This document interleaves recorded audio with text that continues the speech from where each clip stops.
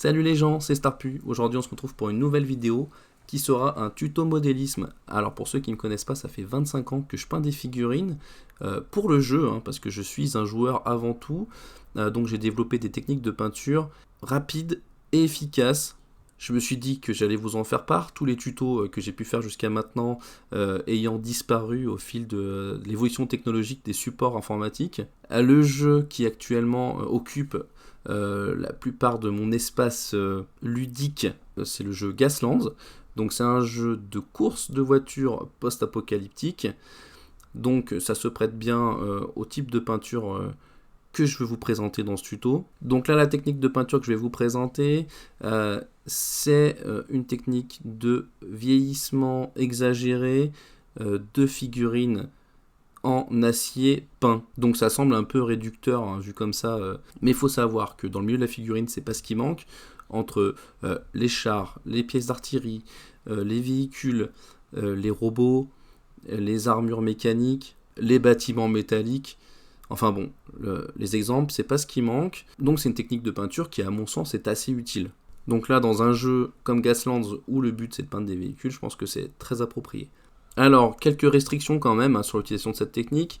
Je reviendrai dessus peut-être un peu plus tard, mais ce qu'il faut bien se dire, c'est qu'il faut une pièce qui est assez grande, qui présente des surfaces qui sont relativement grandes, et il faut une couleur de base qui soit assez claire. Donc moi, c'est une technique que j'utilise sur le blanc, sur le jaune, le vert kaki très clair.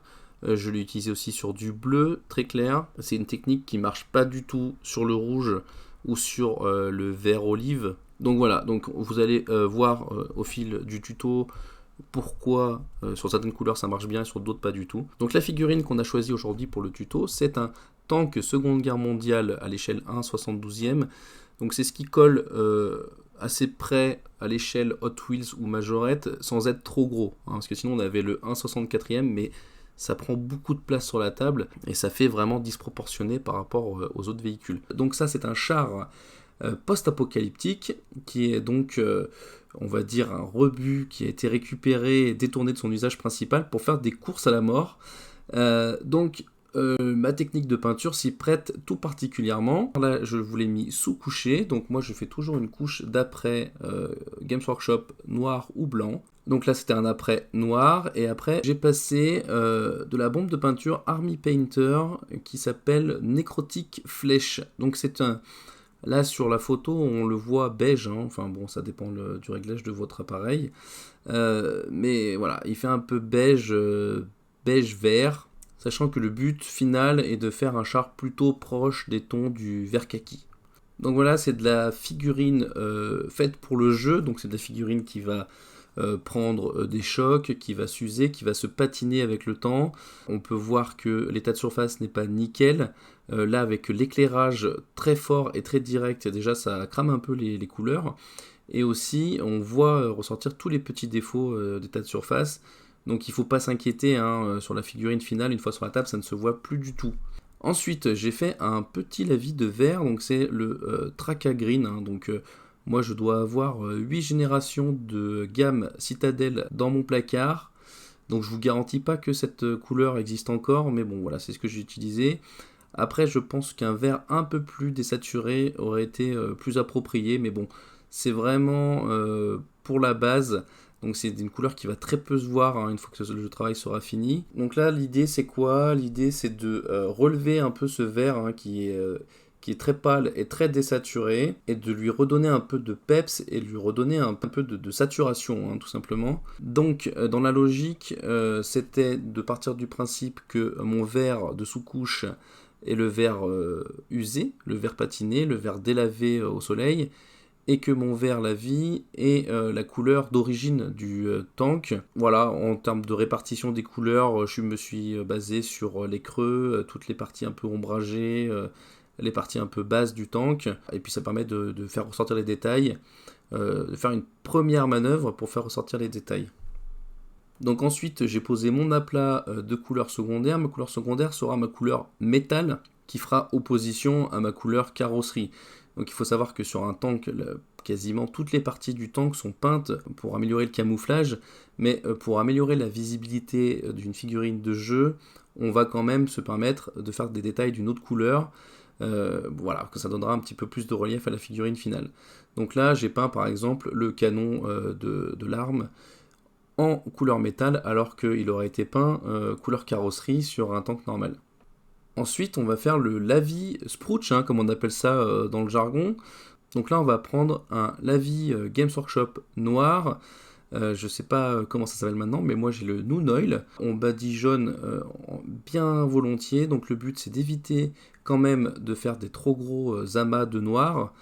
Le but, c'est vraiment de salir de façon homogène tout le tank. Donc là, on peut voir que voilà, il y a quand même beaucoup de salissures et d'auréoles. Ça, c'est pas très grave, mais il faut éviter de faire des grosses taches noires parce que ça, c'est très dur à récupérer. Donc, ne pas hésiter à repasser le pinceau encore et encore aux endroits où la peinture s'agglutine pour éviter ce genre de phénomène. Sachant que en plus d'assombrir de façon globale le tank, le but est aussi de créer un lining autour des reliefs.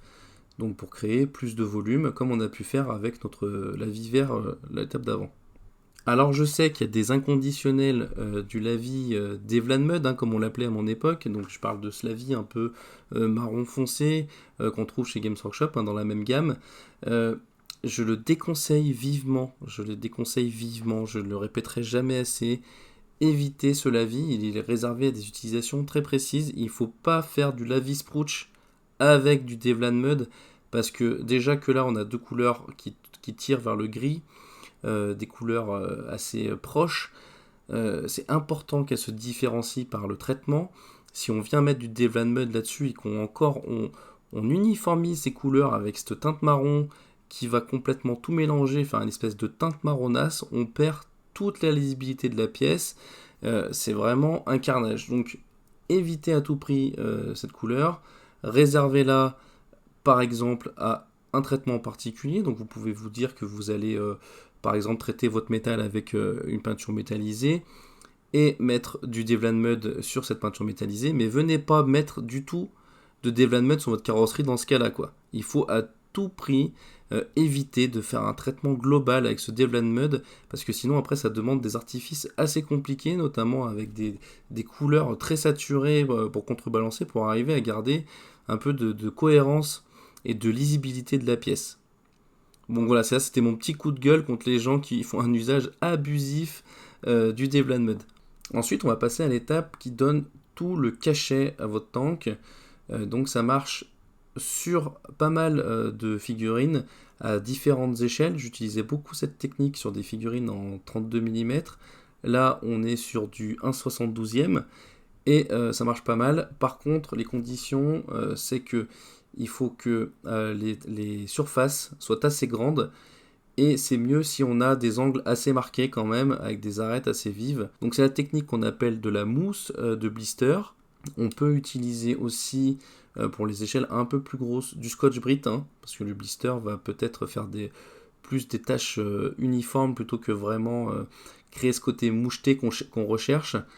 Donc moi j'utilise du Rhinox Hide. Je ne sais pas si c'est toujours d'actualité comme couleur. Et c'est un marron qui tire un peu sur le ocre, et qui est très couvrant et qui est donc aussi très foncé. Donc c'est vraiment très important pour faire un gros démarquage et qu'on voit le moindre petit point de marron sur la coque qui est, elle, très claire. Donc c'est très important parce que si on prend une base qui est trop foncée ou si on prend un marron qui est trop clair, on va pas voir ce rendu et on va avoir l'impression que notre char, on a essayé de faire un effet camouflage qui est juste raté. Donc voilà, c'est très important, notamment sur l'endroit où on met les taches marron. Donc il faut bien se focaliser sur tous les endroits qui sont exposés au coup, au tir de balle, au frottement. Voilà, on a focalisé cette rouille dans les angles parce que tout simplement la rouille attaque dans les angles. Voilà, c'est pour donner un rendu réaliste. Si on répartit de façon trop homogène sur le char, on risque encore de donner cette impression de camouflage raté. Ensuite, on va traiter notre couleur secondaire, donc c'est un gris. Donc je repris le gris de tout à l'heure et je l'ai éclairci au blanc tout simplement et j'ai traité les arêtes pour faire ressortir mon gris et donner un aspect un peu métal. Il faut savoir qu'on peut profiter de cette étape pour enlever les endroits où on aurait pu mettre des taches de rouille sur notre métal. Et c'est important d'enlever ces taches de rouille de notre couleur métal, parce qu'il faut savoir que le métal ne rouille pas du tout de la même façon qu'une carrosserie. La rouille va attaquer des points de faiblesse sur la carrosserie, des endroits où l'eau s'agglutine plus facilement, des endroits, des angles, des endroits où la carrosserie a été soudée, et va faire cloquer très localement la peinture pour faire ressortir la rouille. Donc c'est ce qu'on a fait sur l'étape d'avant. Alors que l'acier, lui, qui est plutôt traité ou juste nu, va rouiller de façon très uniforme.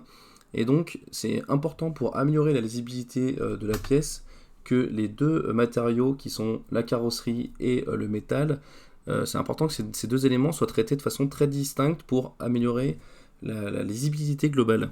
Donc là, on va passer à la rouille de notre métal. Donc on va partir du principe que c'est quand même un métal qui a été traité, donc qui ne rouille pas aussi facilement. On va donc juste se contenter de représenter les affres du temps et passer du pigment. Le pigment a plusieurs avantages. C'est qu'on va pouvoir le passer soit de façon complètement homogène sur notre pièce et simuler une pièce qui commence à se patiner. On va aussi pouvoir le mettre en quantité plus importante dans les angles pour montrer les endroits un peu où la rouille commence à s'accumuler. Et l'avantage du pigment, c'est qu'on va pouvoir le travailler, c'est-à-dire qu'on va mouiller son pinceau, prendre un peu de pigment, le passer en lavis délicatement, à certains endroits mettre un peu plus de pigment. Si on en met trop, on va pouvoir repasser un pinceau mouillé pour enlever le surplus. On va pouvoir, une fois sec, le brosser par exemple pour donner un côté plus homogène. Enfin, c'est quelque chose qui est très agréable à travailler et assez simple. Et si on en met trop, on peut toujours utiliser un coton-tige, le mouiller un peu et enlever le surplus, même une fois que la pièce elle est sèche. Et enfin, le dernier intérêt du pigment, c'est que même une fois sec, il garde cet aspect un peu mat, poudreux, qui va parfaitement pour faire de la rouille.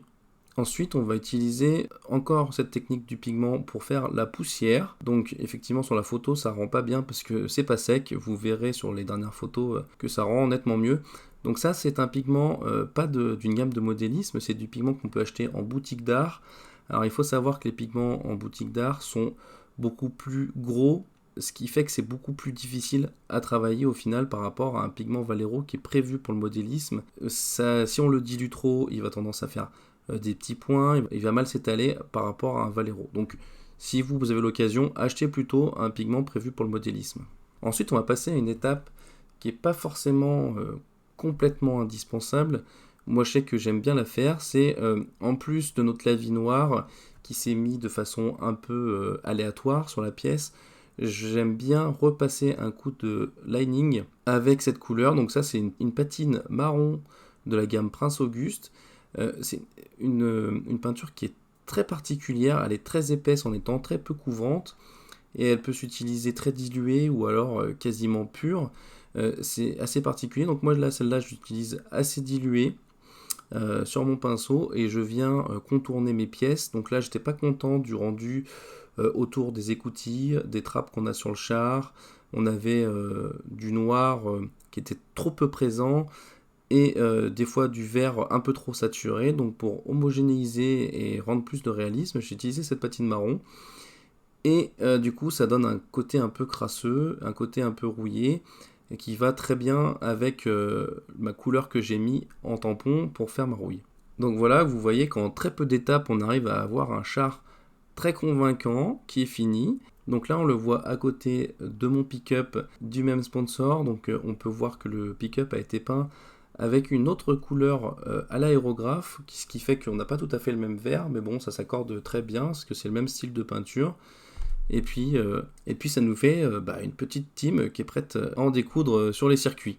Et écoutez, j'espère que ce tuto vous a plu, j'espère que vous avez pris des petites idées pour améliorer votre peinture ou alors pour accélérer votre peinture, parce que ça c'est une technique qui est vraiment rapide. Temps de séchage compris, j'ai mis moins de 2 heures à peindre ce tank, et en ce qui me concerne, je suis très satisfait du résultat.